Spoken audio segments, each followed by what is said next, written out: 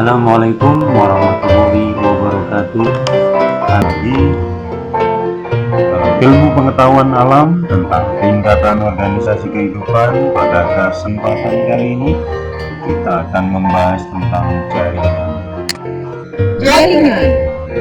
Jaringan pada hewan dan manusia. Jaringan merupakan kumpulan dari beberapa sel yang sama bentuk dan fungsinya. Untuk lebih jelasnya, perhatikanlah animasi berikut ini. Jaringan merupakan kumpulan dari sel.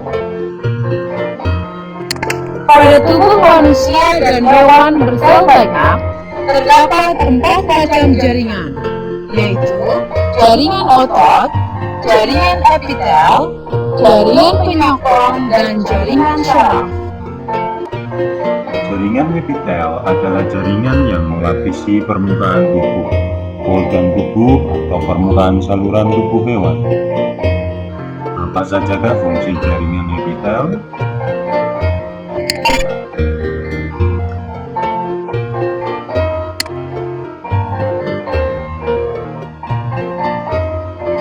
Fungsinya adalah menutupi dan melapisi permukaan, misalnya kulit. Absorpsi, misalnya usus. Sekresi, misalnya lendir pada kelenjar buntu. Sensoris, misalnya kuncup pengecap pada lidah. Dan kontraktil, misalnya neoepitel pada kelenjar keringat.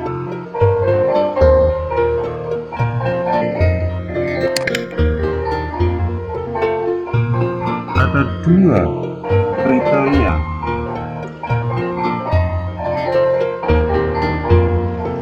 yang digunakan untuk mengelompokkan jaringan epitel, yaitu jumlah lapisan dan bentuk lapisan.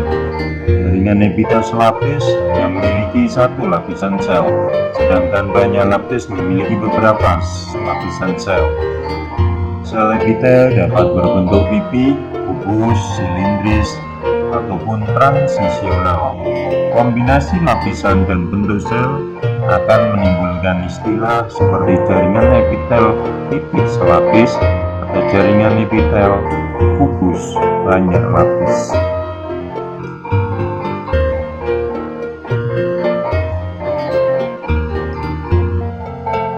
Sekarang jaringan otot.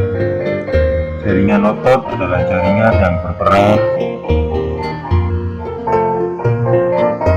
menggerakkan organ-organ tubuh. Jaringan otot bersusun atas sel-sel otot atau sarkolema. Jaringan otot mempunyai sifat kontraktibilitas dan relaksibilitas karena mempunyai protein kontraksi, aktin, dan miosin yang berfungsi sebagai alat gerak aktif di dalam tubuh. Sel-sel otot mempunyai struktur membran sel otot yang disebut sarkolema.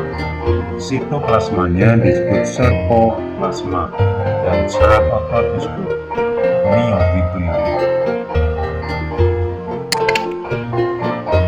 Berdasarkan bentuk morfologi dan fungsinya, jaringan otot dibedakan sebagai berikut.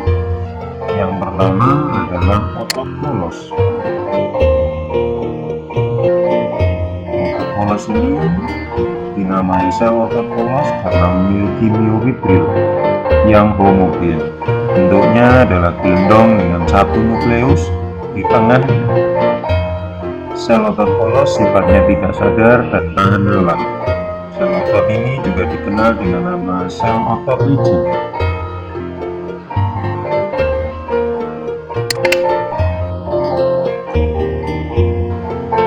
Berapa perbedaan antara otot polos, otot lurik, dan otot jantung? Jadi ada tidaknya garis otot lurik, otot polos tidak ada, otot lurik ada, otot jantung ada.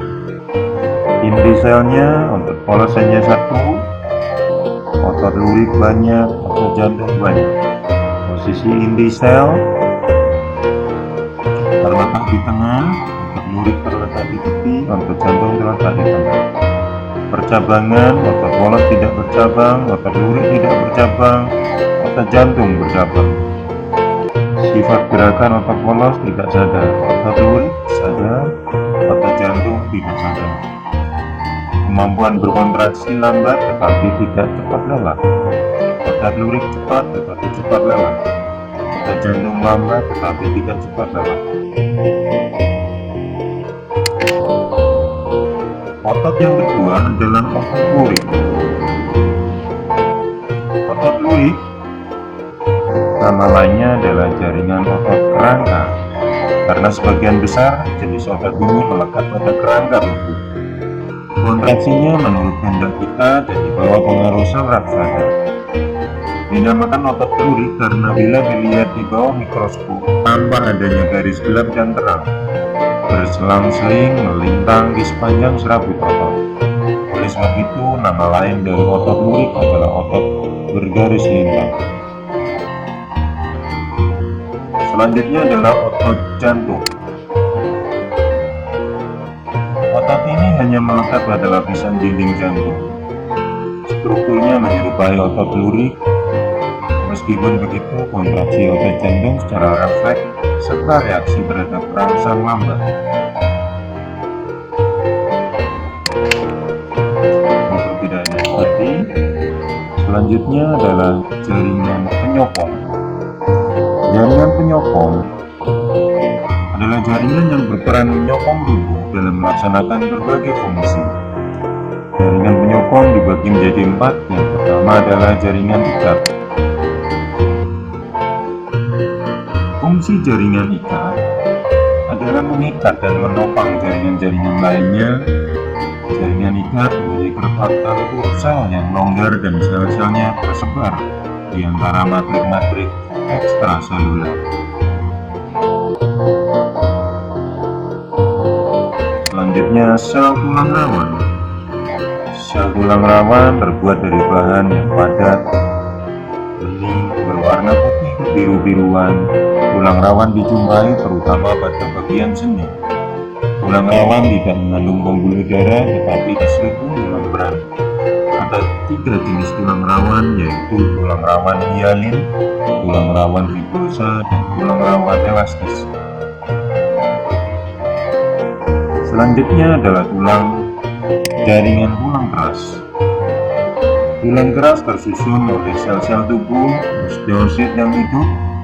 Ruang antar selnya tersusun atas kalsium, fosfor, dan protein, dan zat perekat. Kandungan fosfor dan kalsium dalam matrik menyebabkan tulang menjadi keras. Tulang dapat dibedakan menjadi 3, yaitu tulang pipa, tulang pipih, dan tulang pendek.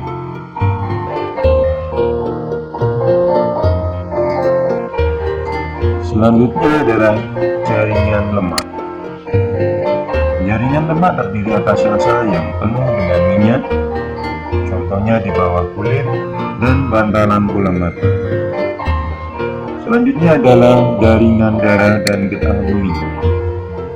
Darah adalah jaringan ikat berbentuk cair yang bersusun atas 4 bagian, yaitu sel darah merah atau eritrosit, sel darah putih atau leukosit,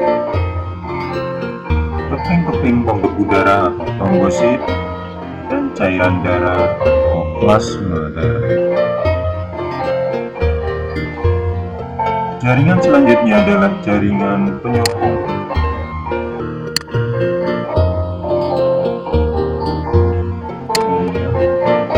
Jaringan saraf. Jaringan saraf adalah jaringan yang berperan di dalam menerima dan mengirimkan rangsang dari bagian satu ke bagian yang tubuh yang lain. Lambang sel saraf adalah sebagai berikut. Ini adalah dendritnya. Nukleus terletak di tengah. Keseluruhan ini dinamakan badan sel.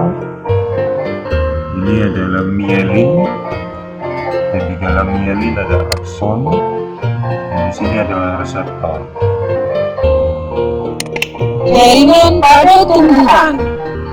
Jaringan-jaringan yang menyusun tubuh tumbuhan yaitu jaringan meristem, jaringan pelindung, jaringan dasar, jaringan pengangkut, dan jaringan penguat.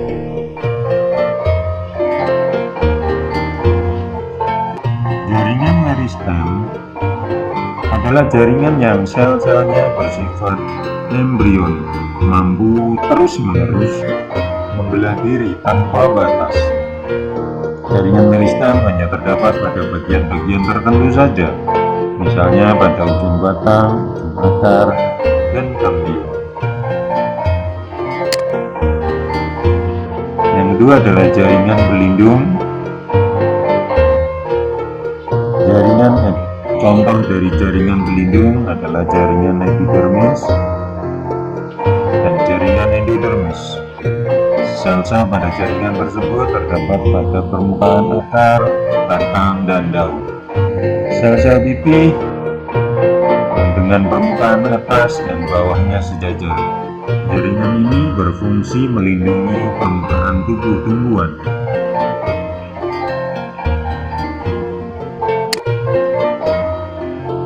Jaringan parenkim atau jaringan dasar dinamakan jaringan dasar karena terbentuk dari jaringan meristem dasar. Jaringan ini tersusun dari sel-sel hidup yang bentuknya bermacam-macam sesuai dengan fungsinya. Jaringan parenkim pada daun banyak mengandung kloroplas untuk fotosintesis.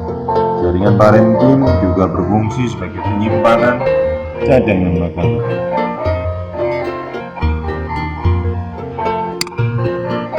Selanjutnya adalah jaringan pengangkut.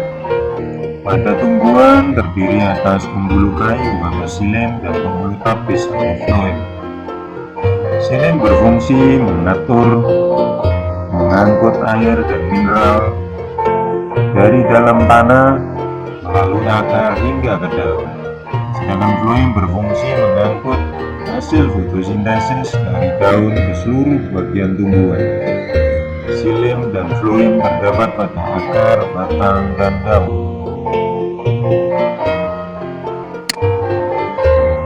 Yang terakhir adalah jaringan penguat.